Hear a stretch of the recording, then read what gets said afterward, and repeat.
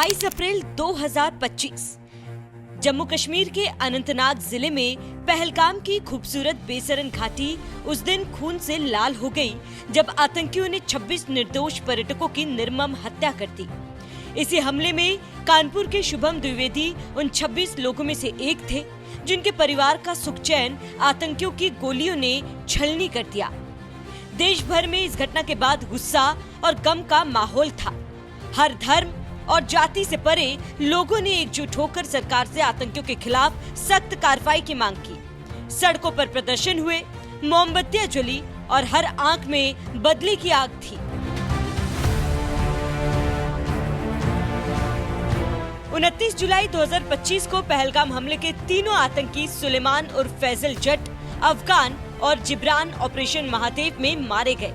ये ऑपरेशन भारतीय सेना, सीआरपीएफ और जम्मू कश्मीर पुलिस की संयुक्त कार्रवाई का परिणाम था। ये पूरे भारत के लिए एक गर्व और सुकून का पल था।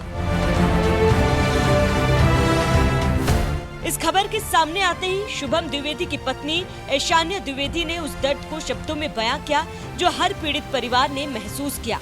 ऑपरेशन महादेव की सफलता पर उनकी प्रतिक्रिया दिल को छू लेने वाली थी। क्या कहा ऐशान्या ने, सुनिए। आज मैं बहुत खुश फील कर रही हूँ इस चीज को सुन के कि ये लोग जो हाथ एक्चुअली पहलगाम अटैक में थे वो मारे गए हैं, वो खत्म हो गए हैं। और ये एक तरीके से एक बहुत प्राउड मूवमेंट है क्योंकि उन लोगों को ढूंढ के निकालना बहुत मुश्किल की चीज थी। वो जिस तरीके से नाम बदल के जंगलों के बीच में अलग तरीके से शेल्टर बना के रहते हैं, इन्हें ढूंढना थोड़ी मुश्किल की चीज हो जाती है। जब आप सामने से लड़ते हो तो हमारी आर्मी को पता है कैसे लड़ना है। इन्हें ढूंढने के लिए हमें अलग पूरा एक वो बनाना पड़ता है, अलग एक पूरी टीम बनती है। And I am really proud of that team कि उन्होंने ढूंढ के निकाला, इन्हें न्यूट्रलाइज किया है। And today I am kind of in a relief कि जहां पे भी शुभम है आज वो कहीं पीस पे होगा कि मेरे को जिन लोगों ने मेरे साथ गलत किया, जिन लोगों ने उन 26 लोगों के साथ गलत किया, आज वो नहीं है।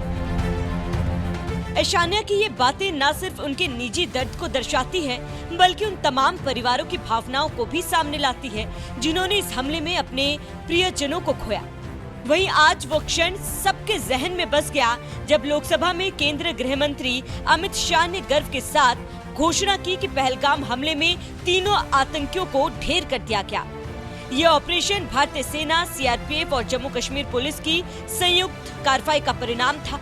अमित शाह ने संसद में ऑपरेशन की पूरी टाइमलाइन साझा की जो 22 मई को शुरू हुई थी, जब खुफिया जानकारी ने आतंकियों की मौजूदगी की पुष्टि की। उन्होंने बताया कि 22 अप्रैल को हमले के तुरंत बाद सुरक्षा एजेंसियों ने सुनिश्चित किया कि आतंकी देश छोड़कर भाग न पाए। 60 दिनों तक पहाड़ों में कठिन परिस्थितियों में जवानों ने गश्त की।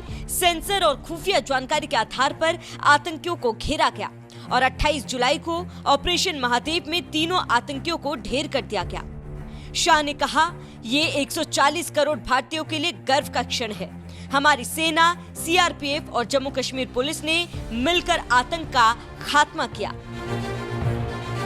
22 मई को आईबी के पास एक ह्यूमन इंटेल आई और एक क्षेत्र के अंदर, दाची गांव क्षेत्र के अंदर आतंकवादियों की उपस्थिति की सूचना मिली।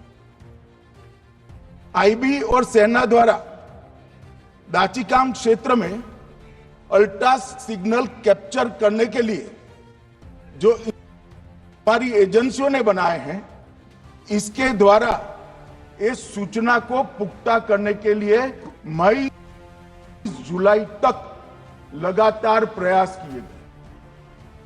ठंड में ऊंचाइयों पर हमारे सेना के अधिकारी पैदल इनके सिग्नल प्राप्त घूमते रहे, आईबी के अफसर भी घूमते रहे, सीआरपीएफ भी घूमती रही और मान्यवर 22 जुलाई को हमें सफलता मिली। सेंसर्स के माध्यम आतंकवादी होने की पुष्टि मिल गई।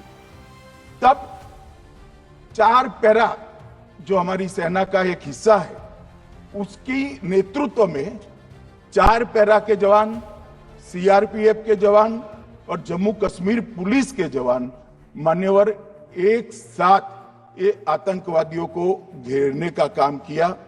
सेना, सीआरपीएफ, जम्मू कश्मीर पुलिस की मीटिंग भी की गई। जो 5 ह्यूमन एसेट्स थे उनको भी वहां बेचा और कुल मिलाकर कल जो इसमें हमारे निर्दोष नागरिकों को मारने वाले तीनों आतंकी मौत के घाट उतार दिए।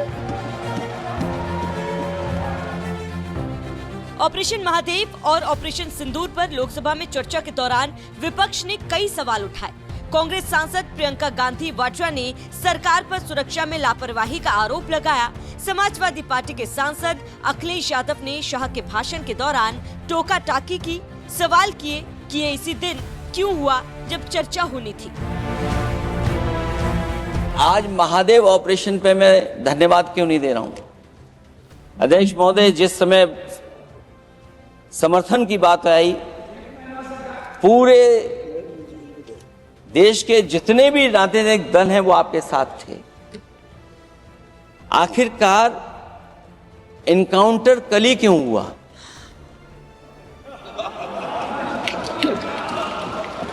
और अध्यक्ष महोदय, फिर वही बात मैं दोहराऊं जिसकी वजह से पहलगांव हुआ, जिसकी वजह से पुलवामा हुआ। अगर ये इतना ही टेक्नोलॉजी और इन सब चीजों को समझते हैं और जानते हैं, इतना ही टेक्नोलॉजी और इन चीजों को सब समझते हैं, तो आखिरकार अध्यक्ष महोदय, पुलवामा में जो गाड़ी में RDX आया, वो गाड़ी आज तक क्यों नहीं पकड़ी गई? अखिलेश यादव को जवाब देते हुए शाह ने तीखा पलटवार किया। उन्होंने विपक्ष पर पाकिस्तान को बचाने का आरोप लगाया और कहा, हमारे पास सबूत है कि आतंकी पाकिस्तानी थे। उनके पास से मिले सामान और वोटर ID कार्ड तक पाकिस्तान से जुड़े हैं। फिर भी विपक्ष सवाल उठा रहा है। मान्यवर, वो पाकिस्तानी आतंकवादी नहीं थे ऐसा बोलकर श्री चिदंबरम अगर पाकिस्तानी आतंकवादी नहीं थे तो पाकिस्तान पर हमला क्यों किया, वो भी सवाल खड़ा कर रहे हैं। मान्यवर, आज पूरी दुनिया ने हमारे संसद सदस्य गए थे, स्वीकारा था कि हमला पाकिस्तान ने किया है।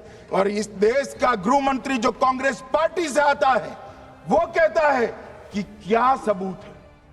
अरे मुझसे मांगते, मैं दे देता। टीवी से मांगते हैं, पूरी दुनिया के सामने उजागर करते हैं, शख्स सुबह खड़ा करते हैं। पाकिस्तान को बचाने का इनका ये षड्यंत्र आज 130 करोड़ लोग जान रहे हैं।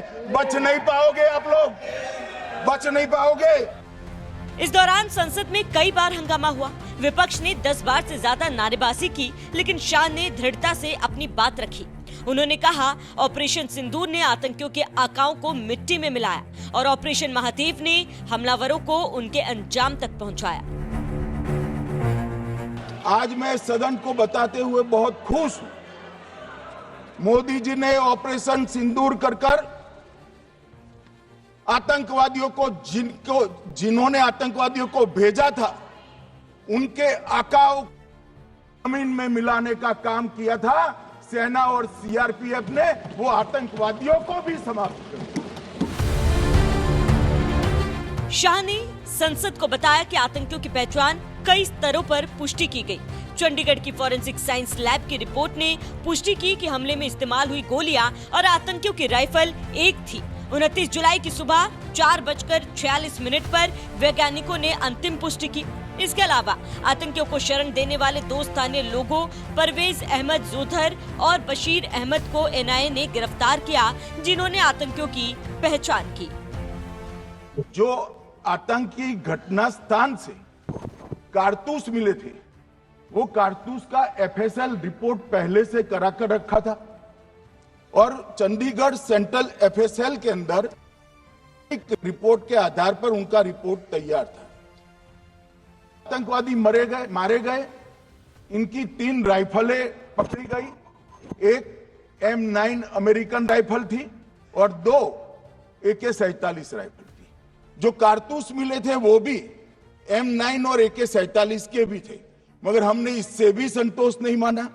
ये राइफलों को एक विशिष्ट विमान के द्वारा कल रात को 12 बजे चंडीगढ़ पहुंचा गया और पूरी रात फायरिंग कर कर इसके भी खाली खोखे जनरेट किए गए। 2 खोखों का मिलान किया गया, राइफल की नाली और निकले हुए खोखों का भी मिलान हो गया।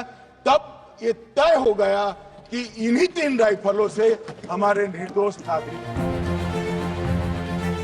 पहलगाम हमले के बाद देश भर में लोगों ने सड़कों पर उतरकर आतंकियों के खिलाफ कार्रवाई की मांग की थी। प्रदर्शनों में हर वर्ग के लोग शामिल थे जो एकजुट होकर सरकार से जवाब मांग रहे थे। ऑपरेशन महादेव ने न सिर्फ आतंकियों का खात्मा किया बल्कि उन परिवारों को भी सुकून दिया जिन्होंने अपने प्रियजनों को खोया। ऐश्वर्या द्विवेदी की तरह ही हर पीड़ित परिवार की आंखों में आज सुकून की चमक है। ये ऑपरेशन न सिर्फ आतंकवाद के खिलाफ भारत की ताकत का प्रतीक है बल्कि उन जवानों की वीरता और समर्पण की कहानी भी है जिन्होंने कठिन परिस्थितियों में देश की रक्षा की।